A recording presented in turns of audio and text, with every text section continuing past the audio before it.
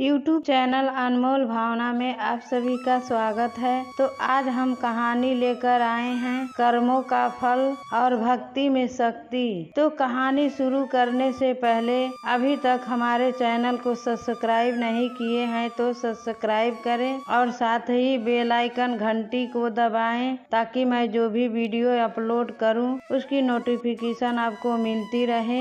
और कमेंट में प्यारा प्यारा कमेंट किया करिए। तो चलिए अब कहानी शुरू करते हैं। दरअसल यह कहानी शुरू होती है नारद जी के विचारों से।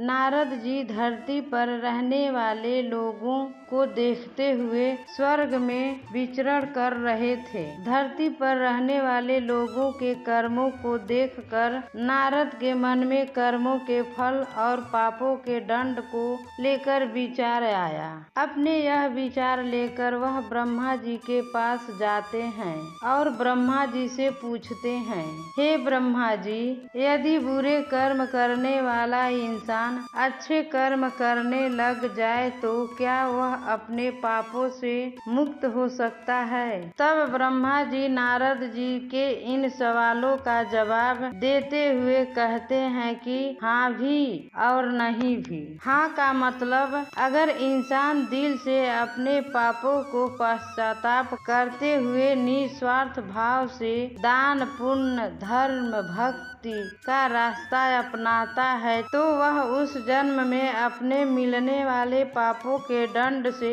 मुक्त हो सकता है। इससे उस इंसान के किए गए पापों की सजा कुछ कम जरूर हो जाएगी, लेकिन पापों का दंड तो जीवन काल में भोगना ही पड़ेगा। किंतु कुछ अपराध यानी घोर पाप ऐसे होते हैं कि जिनका दंड शारीरिक एवं मानसिक रूप से न सिर्फ इस जन्म में आने वाले एक या कई जन्मों तक भोगने पड़ते हैं, यानी इंसान के कर्म कभी पीछा नहीं छोड़ते हैं। तो ऐसे में अगर इंसान दिल से अपने पापों का पश्चाताप करते हुए निस्वार्थ भाव से दान पुण्य पशु पक्षियों तथा लाचार इंसान एवं जानवरों की सेवा धर्म और भक्ति का रास्ता अपनाता है तो आगे के जन्मों में पिछले वाले जन्मों के घोर